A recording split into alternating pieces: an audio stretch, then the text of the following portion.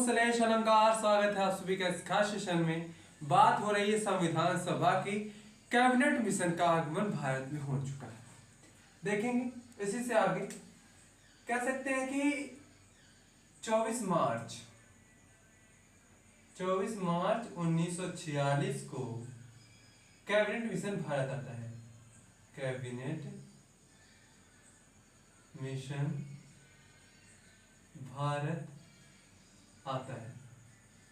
इसका नाम cabinet mission क्यों पड़ा, ये आपको जो पिछला क्लास है, पिछला एपिसोड है, उसमें आप देख सकते हैं आता है। और ये अपना काम शुरू करता है 24 मार्च इतने को आता है और बाकी अपना काम शुरू कर देता है। इनका काम क्या है कि भारत में संविधान सभा की जो संविधान सभा की व्यवस्था है उसका अवसर तलाशना, यानी किस प्रकार से भारतीयों को संविधान सभा बनाने के लिए कह सकते हैं तैयार किया जाए। तैयार करने का मतलब है कि उनके सामने क्या क्या चुनौती हो सकती है, उस पर वो कैसे काम करेंगे, यानी संविधान सभा की रचना भारतीय किस प्रकार से करेंगे, उसके बारे में इसका काम था। कैबिनेट मिशन को प्रस्ताव तैयार करना, यानी प्रपोजल बनाना, यानी किस प्रकार से कह सकते हैं कि भारतीय लोग हैं संविधान सभा में अपना प्रतिनिधित्व करेंगे, किसका क्या काम होगा, ये सारी चीजें इनका खाका बनाने का काम था कैबिनेट मिशन का। ठीक है, अब ये क्या करते हैं, अपना काम शुरू कर देते हैं, भारत में घूमते हैं और देखते हैं कि किस प्रकार से काम किया जाएगा, किस प्रकार से भारतीयों को संविधान सभा के लिए तैयार किया जाएगा।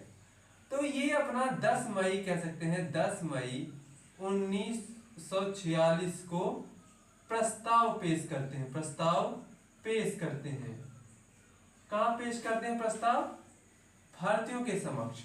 ये प्रस्ताव में ये कहा जाता है कि जो भारतीय हैं वो 10 लाख जनसंख्या पर एक प्रतिनिधि काम करेगा। यानी जो भारत की उस समय जनसंख्या थी लगभग 40 करोड़ के आसपास थी। करोड़, यानी उस समय भारत की जनसंख्या 40 करोड़ के आसपास थी और प्रति 10 लाख की जनसंख्या पे कह सकते हैं एक प्रतिनिधित्व को खड़ा किया गया था, एक प्रतिनिधि को खड़ा किया गया था। और इसी हिसाब से टोटल जो उन्होंने कहा कि इस हिसाब से पहला पॉइंट। दूसरा पॉइंट में कहा कि टोटल 389 सीट जो होगी, इतने सीटों पे कह सकते हैं कि इतने सीटों पर प्रतिनिधि होंगे, प्रतिनिधि होंगे जो कह सकते हैं कि संविधान सभा में पार्टिसिपेट करेंगे। संविधान सभा में उनका क्या होगा, स्थान होगा। कितने सीटें? 389 सीटें। उसी में यही बात कहा गया कि ये 389 सीटें हैं, इसमें से 296 सीटों पर चुनाव होगा और वहीं पे कह सकते हैं जो 93 सीटें हैं ये मनोनयन के द्वारा, यानी मनोनीत किए जाएंगे। कहां कैसे किए जाएंगे अभी ये अगले कह सकते हैं ऊपर बताया जाए। जैसे यहां पर देखा जाए, इनके प्रस्ताव में ये कहा गया कि जो 389 सीटें हैं इनको 2 भागों में बांट दिया जाए। 296 जो सीटें हैं इस पे निर्वाचन यानी चुनाव होगा, निर्वाचित होंगे निर्वाचित सदस्य आएंगे और ये सदस्य कैसे चुने जाएंगे इस पर भी चर्चा करेंगे। और कह सकते हैं जो 93 सीटें हैं वो देसी रियासतों से आएंगे, देसी रियासत का मतलब है जहां राजा महाराजा का शासन हो। जैसे कह सकते हैं कि जहां पर राजाओं का शासन हो और वहां पर कह सकते हैं राजा के द्वारा कोई प्रतिनिधि नियुक्त कर दिया जाए, तो इस प्रकार से वहां पर कह सकते हैं कि प्रतिनिधि काम करेंगे। ठीक है, यानी ये समझिए कि यहाँ चुनाव नहीं होगा, यहाँ पर बस नॉमिनेट कर दिया जाए कि राजा साहब कहेंगे हमारी तरफ से ये जाएंगे कॉन्स्टिट्यूएंट असेंबली में। ठीक है, और ये जो 296 सीटें इस पे चुनाव होंगे। अब ये 296 जो है ये ब्रिटिश प्रांत है। क्या है? ब्रिटिश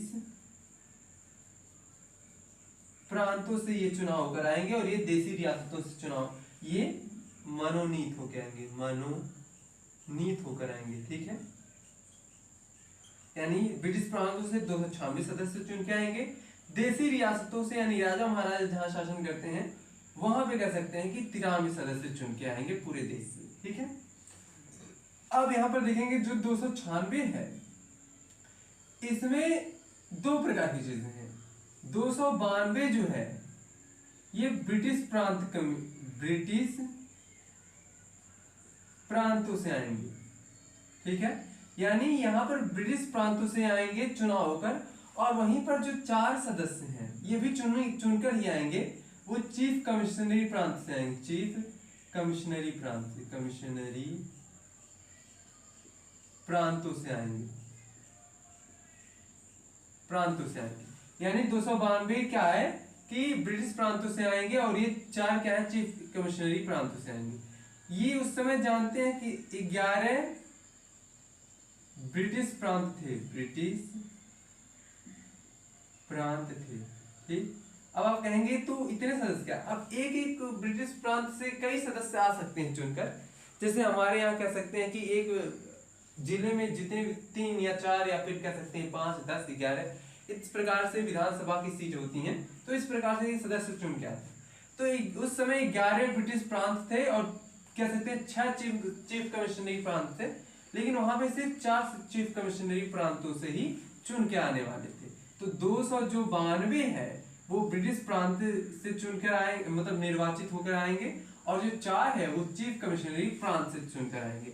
बाकी वही 93 जो सदस्य हैं वो देसी रियासतों से आएंगे। यहां तक क्लियर है? यहां तक क्लियर है? इसके आगे बढ़ा जाए। ठीक, अब देखेंगे हम लोग कि चुनाव किस प्रकार से होगा।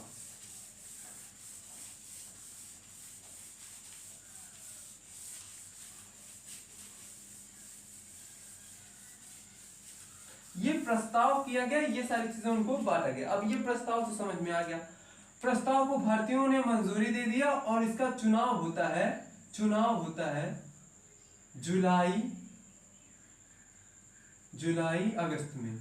जुलाई अगस्त 1946 में।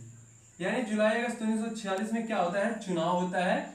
और चुनाव जब होता है तो आप देखेंगे कि जो 296 सीटें हैं इस पे निर्वाचन होगा, यानी इस पे चुनाव होगा, इन्हीं पर चुनाव होगा। और बाकी तो कह सकते हैं जो 93 सीटें हैं वो ऐसे ही देसी रियासतों से आएंगी। इनमें से आप देखेंगे जब चुनाव होता है टोटल सीटें, ठीक है, टोटल कितनी सीटें हैं, 389 सीट, इतने कुल सीट है। और जब चुनाव होता है जुलाई अगस्त में तो परिणाम निकल के आता है। परिणाम क्या निकल के आता है देखेंगे, जो कह सकते हैं कि कांग्रेस पार्टी थी, भारतीय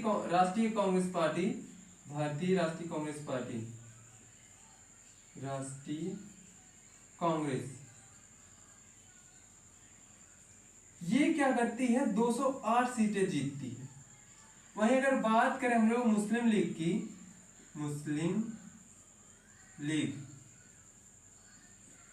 की बात करें तो ये सिर्फ 73 सीटों पर ही जीत दर्ज कर पाती है। और वहीं बात करें अन्य पार्टियों की, तो ये अन्य 15 सीटें जीत पाती हैं। ठीक है, कौन कितना सीट जीत पाता है आप देखेंगे, 389 सीटों में 208 सीटें क्या है, कांग्रेस पार्टी, 73 सीटें क्या है, मुस्लिम लीग, और 15 सीटें क्या है, अन्य। और बाकी तो अब यहाँ अगर जोड़ लिया जाए इन्हें तो जोड़ के देखेंगे क्या हो जाएगा, ये 5, 3, 8 और 8, 8, 16। ठीक, ये हो गया, एक हासिल बचा हुआ है, 2, 7, 9 और ये हो गया 96। ठीक है, इतना देखेंगे जब चुनाव होता है तो इतने सीटें। अच्छा हाँ, इसमें से देखेंगे, और ये जो है 93 जो सीटें हैं, 93 सीटें देसी रियासतों से। ठीक है, यानी इतने सीटों में ये निर्वाचन होता है, ये क्या होता है, ये चुनाव हो रहा है, और ये निर्वाचित वैसे ही नॉमिनेट होकर आ रहे हैं। क्लियर है, यानी भारतीय राष्ट्रीय कांग्रेस 208 सीटें जीतती है, मुस्लिम लीग 73 सीट, और उन्हीं में अन्य यानी इधर उधर की जो पार्टी हैं 15 सीटें चुनाव जीत जाती हैं। जब ये चुनाव जीतते हैं और मुस्लिम लीग की इतनी संख्या कम आती है तो मुस्लिम लीग क्या होते हैं, झन्ना जाते हैं, यानी उन्हें बड़ा अजीब सा लगता है कि ये क्या हुआ, मतलब सारी सीटें तो कांग्रेस ने जीत रखी है, यानी जिसकी जितनी भागीदारी उसकी उतनी हिस्सेदारी, किस प्रकार से कह सकते हैं। यानी यहाँ पर जब कांग्रेस पार्टी इतनी सीटें जीत ली है और मैंने सिर्फ इतना कम सीट जीता है, तो हो ना हो भाई सारा जो भी बात विवाद है, जो भी फैसला है वो कांग्रेस पार्टी ही करेगी। यानी हम उस संविधान सभा में होंगे, मुस्लिम लीग ने कहा अगर हम उस संविधान सभा, सोचा इस प्रकार से कि अगर हम उस संविधान सभा में होंगे भी तो हमारा उतना वैल्यू नहीं होगा। और कहीं ना कहीं ये बात से पहले ही मुस्लिम लीग के मन में, जो मुस्लिम लीग के कह सकते हैं अध्यक्ष हैं मोहम्मद अली जिन्ना, मोहम्मद अली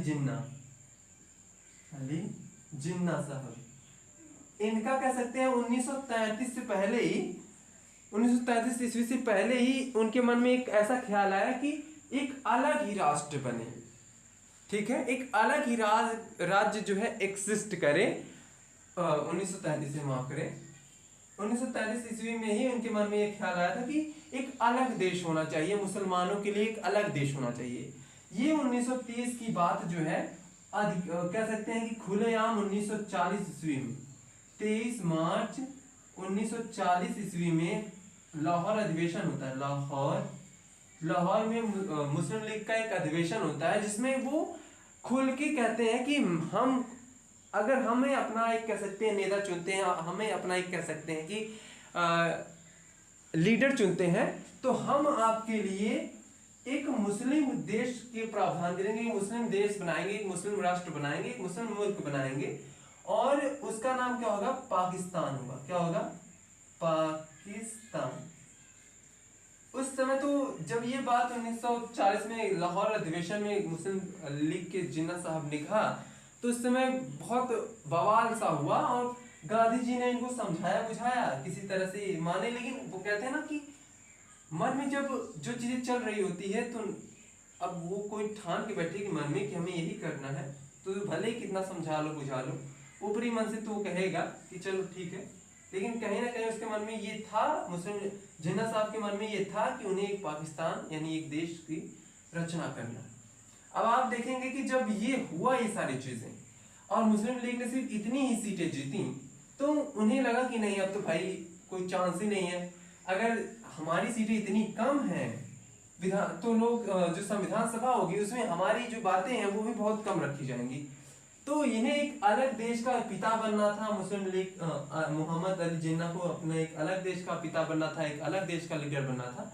तो इन्होंने जब ये चुनाव जीत लिए, ये जो चुनाव के परिणाम आ गए, तो इन्होंने कहा कि नहीं, हमें एक अपना अलग देश चाहिए।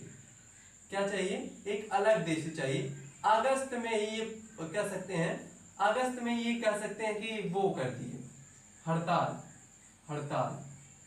कर दिए कि नहीं भाई, चुनाव जो भी हुआ, जो भी परिणाम आया, हम ये इस बात से इत्तेफाक नहीं रखते हैं। मुसलमानों के लिए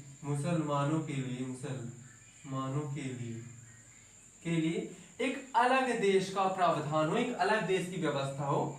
तो कैबिनेट मिशन ने कहा कि भाई, गांधी जी से कहा कि भाई देखिए ये क्या हो रहा है, अभी तो आपने कहा कि भारतीयों के लिए एक संविधान सभा की बात हो रही थी, अब कह रहे कि नहीं, पाकिस्तान के लिए हमें एक अलग देश चाहिए, एक पाकिस्तान बनाना है। इस प्रकार से चीजें होती हैं। तो गांधी जी कहते हैं रुकिए, हम उन्हें समझाते हैं जिन्ना साहब को, लेकिन जिन्ना साहब समझते नहीं है। तो फाइनली गांधी जी के समझाने के बाद भी वो नहीं समझना चाहते हैं, और न समझने की वजह से बहुत कह सकते हैं दंगे फसाद होते हैं, बहुत मारकाट होता है, और न चाहते हुए मारकाट होने की वजह से कह सकते हैं 14 अगस्त 1947 को कह सकते हैं मान्यता दे दिया था कि चलो ठीक है, पाकिस्तान बनना है तो बन जाए, कोई दिक्कत वाली बात नहीं है। उसी समय कैबिनेट मिशन ने यह भी कहा कि अगर जब पाकिस्तान बन गया तो कोई बात नहीं, जैसे ये बवाल बखेड़ा हुआ, अब जो देश चाहते हैं कि भाई हमें एक अलग स्वतंत्र रहना है, तो कोई बात नहीं, रहें, स्वतंत्र अगर रहना चाहते हैं तो रहें। ये मुस्लिम जो कैबिनेट मिशन है ये बात कह देने की वजह से सारी चीजें गड़बड़ हो गई। अब जो छोटी छोटी रियासतें थी उन्होंने कहा भाई हम स्वतंत्र रहेंगे, तो फिर बाद में कहा कैबिनेट मिशन ने कि नहीं, दो देश बन चुके हैं, एक पाकिस्तान और एक भारत। तो अब जो छोटे छोटे रियासतें हैं, जो छोटे छोटे कह सकते हैं कि रियासतें हैं, देसी रियासतें हैं, उनकी मर्जी कि वो पाकिस्तान के साथ जाना चाहते हैं कि भारत के साथ जाना चाहिए। जब दो चीजों में बढ़ गया भारत और पाकिस्तान, तो उन्होंने कहा अब भाई जिसको भारत के साथ आना भारत के साथ आ जाए, जिस देसी रियासत या फिर जिस प्रांत को पाकिस्तान के साथ जाना है वो पाकिस्तान के साथ चला जाए। ठीक है, ये सारी चीजें होती हैं, ये कैबिनेट मिशन फिर से कहता है। ठीक है, क्यों कहता है? क्योंकि फिर से बवाल और बखेड़ा ना हो जाए, फिर से मार काट ना हो जाए। क्योंकि आप देखेंगे मुस्लिम लीग के इस मांग की वजह से कितने लोगों ने अपने जान गंवा है, भारत के भी थे, पाकिस्तान के भी थे। इधर से उधर लोग माइग्रेट हो रहे हैं, इधर से उधर लोग आ रहे हैं, जा रहे हैं, तो बहुत लोग मर रहे हैं इन सारी चीजों में। तो कैबिनेट मिशन ने कहा कि ठीक है, जब दो देश बन गए तो किसी जिसको भारत के साथ आना भारत के साथ आए, जिसको पाकिस्तान के साथ जाना पाकिस्तान के साथ जाए। इस पे भी बहुत सारी आप देखेंगे कि हैदराबाद जो है हमारा तेलंगाना की राजधानी हैदराबाद, वो कहता है हमें पाकिस्तान के साथ जाना है। तो उसको किस प्रकार से कब्जे में किया जाता है, ये सारी चीजों पे हम चर्चा करेंगे अगले सेगमेंट में। ऐसे ही कह सकते हैं कि जो जम्मू कश्मीर है वो कहता है कि भाई हम तो रहेंगे भारत के साथ, लेकिन कुछ हमारी शर्तें हैं। ये सारी जो गुजरात का गिरनार वाला हिस्सा है, उधर गिरनार का एक कह सकते हैं, गुजरात का एक नवाब था, गिरनार एक जगह है वहां का, उसने कहा कि भाई हम तो पाकिस्तान के साथ जाएंगे। वो पाकिस्तान में भाग गया, लेकिन वहां जर्मन संग्रह के द्वारा उसको अपने देश में मिला लिया गया। ऐसे बहुत सारी चीजें थी जो हम लोग अगले सेगमेंट में समझेंगे। ये यहां तक क्लियर है, आगे देखिए। तो अब ये देश अलग अलग हो गया। अच्छा, एक चीज और देखेंगे, जब चुनाव हुआ ना, इसी में देख लेते हैं, जब चुनाव हुआ तो किसका कितना योगदान था, ये चीजें देखेंगे।